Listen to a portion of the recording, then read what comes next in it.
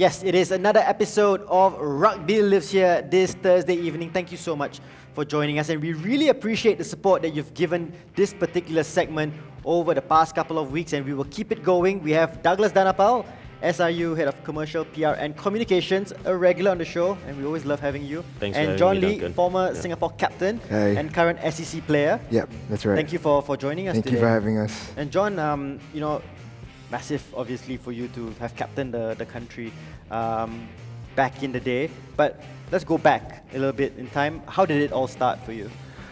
Wow, that's an interesting story. I was in secondary 2, and I was slightly overweight. So I was actually pulled into the tough club. Yeah. At that point in time, they actually gave us a choice of whether you wanted to be in a tough club, which meant staying after school to run around the basketball court or whatever, or to play rugby. Okay. So it was a no-brainer for me. My dad is an ex-rugby player. I told him, and he bought rugby boots for me the next day, and the rest was history. So that's when I started playing rugby. So the tough club is the trim and fit club Yeah, back in that's the right, day, right? I don't yes, think that's allowed now. Douglas, do you like, you're head of PR for SRU, do you like the fact that you're putting the fat kid into either tough club or into rugby? I mean, that's not really the way you want to categorize rugby. accept right? all shapes and sizes. Yeah, exactly. Yes, Rugby. Yeah. It's a universal sport. There's a position for everyone as well. I mean, you don't have to pigeonhole someone into a specific area. So there's a place for everyone in rugby. So And I think the game has evolved now, right? Where you need different skill sets, different sizes for different positions, right? correct, yes, yeah. And so for you, you took that upon yourself. You made a name for yourself in Singapore rugby. Did you ever think when you had to make that decision, tough club or rugby, that one day you would captain the Singapore national team? Absolutely no. I mean, I was a horrible rugby player when I first started, to Really? be honest. Yeah, in secondary school, never made the first team, was extremely unfit, couldn't run for more than 10 minutes. But that kind of changed when I went overseas to Melbourne to study. Then rugby got a bit more serious for me. And then when I came back after high school, I was given the opportunity to represent the country, and I took it with everything I had, and yeah, I never regretted playing rugby ever. What changed for you during that stint in Australia? I think because I was in boarding school, sport is very prevalent there. So I was playing sport like 3 times a day. I was in the gym perpetually. So I actually lost a whole bunch of weight, came back, was really fit. And I just love the sport because, it's a bit pressurizing in Singapore with studies in sport. Yeah. But over there, they're a little bit more liberal with their studies. But sport was really one of the main factors there. So yeah, fell in love with rugby there. You've retired from the national team now. A few times actually. A few times. Yeah. Okay. We all good. Now for sure. Yeah, now yeah, for yeah. sure. What were some of the top 3 highlights that you may have thinking back when you go to bed and put your head on the pillow, like, wow, can't believe I achieved that? Well, I think about that a lot. There are definitely a few highlights, but I think for 15s, it was definitely getting promoted and playing in the Asian Five Nations at the time. When we played the likes of Japan, Hong Kong, Korea, I think that was probably one of the best 15s experience we had. For 7s, it was definitely the SEA Games in 2015, where we won bronze. And to play in front of your home crowd was just another whole entire experience. But yeah, I think the biggest highlight and something I'm really proud of was just to be able to captain the Singapore team in both the 7s and 15s. I think that was really, like, for myself, for my family, I was really proud of that. How big of an influence and inspiration was he when he was captain for the Singapore national team? It was good. He was a unifying factor. I actually had a chance to play with him at club level, but you also did the 2007, right?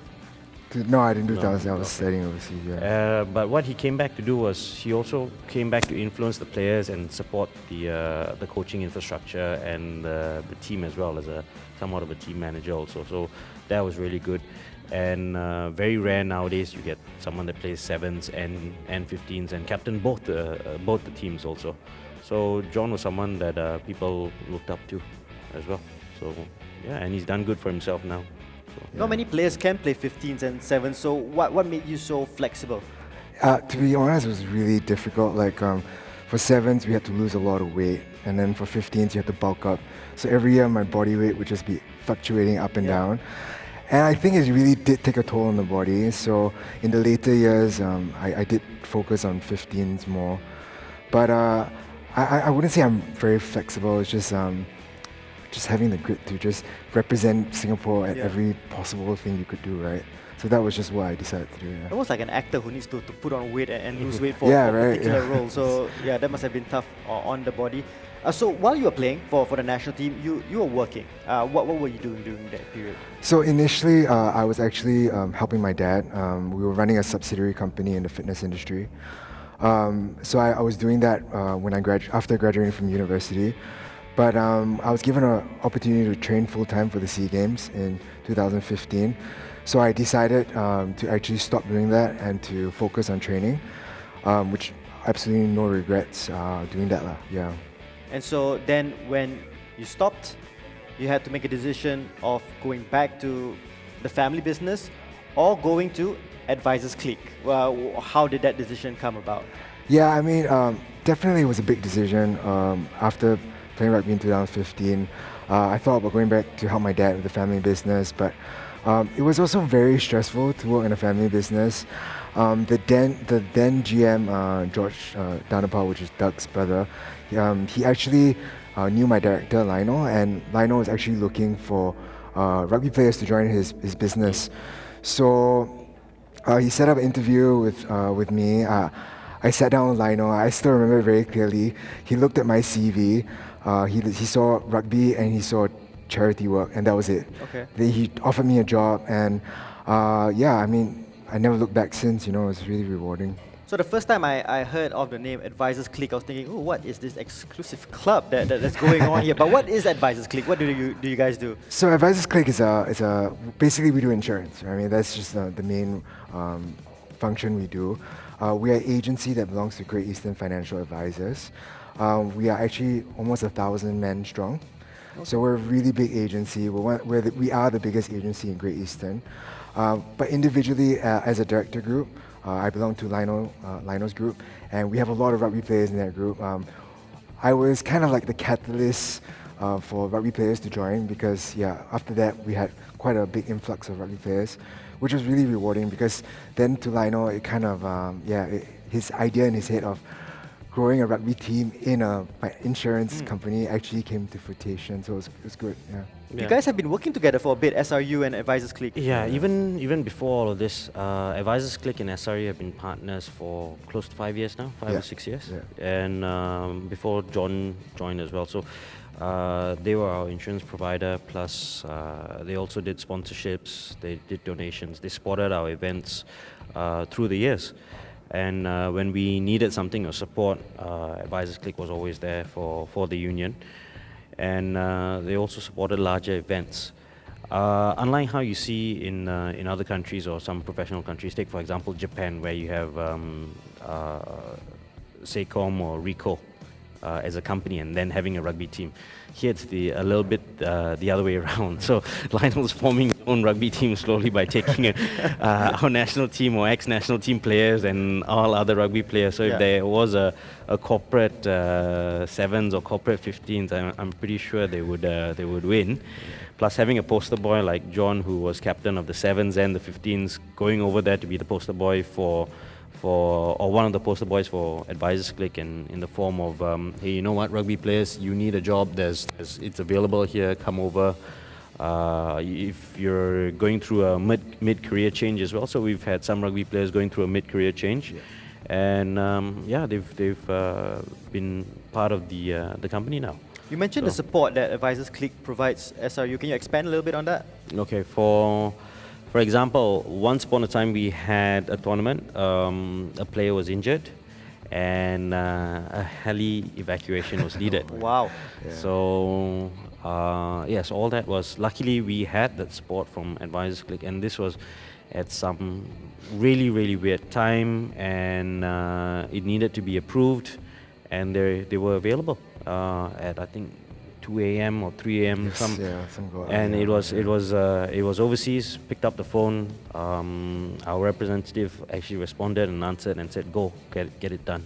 Yeah, It didn't happen once though, it happened twice. Okay. So throughout 2 different periods. So knowing that support and knowing that your child, your son, your daughter is safe playing rugby and they have that aftercare and pre-care, that's a good thing. We can rest soundly at night as well as administrators of the Singapore Rugby Union. So We also did a tertiary program 2 years ago. So we actually sponsored the tertiary because I think there is a bit of a gap in the Singapore rugby where when people start playing in the universities, that's whether they stop playing, because for guys it's post-army, so then you have the 2-year gap where you don't play rugby. So we felt that was really important to get these guys back into playing rugby and showing that there was something to look forward to. So we actually ran a tertiary program for the polytechnics IT, and university. ITE and universities. Yes, So it was like a combined team that they trained together. We got the national coaches to get involved, just to get them the exposure of something to look forward to, if they ever decided to play a higher level rugby. So I thought that was... Have you a different outlook on life now that you've joined this sector? Yeah, I mean, definitely. Well, where would I start? But I think I dedicated my life to rugby. My 20s was just playing rugby, 7s, 15s. So a career was basically not really on my mind at that point in time.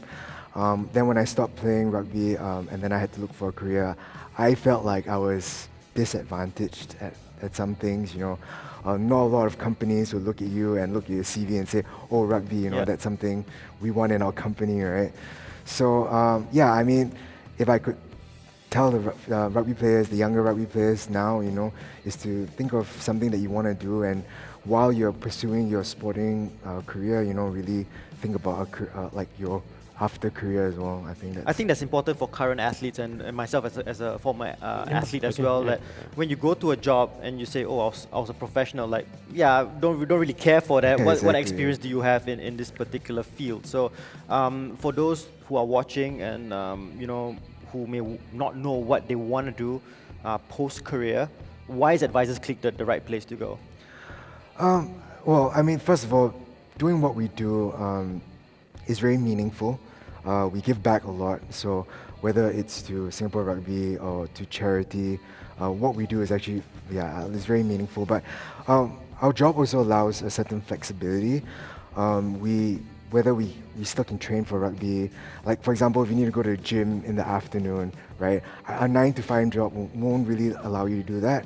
Whereas we can do that and then we just make up the work maybe after hours or on the weekend. We still work, but we just have a bit more flexibility in that sense.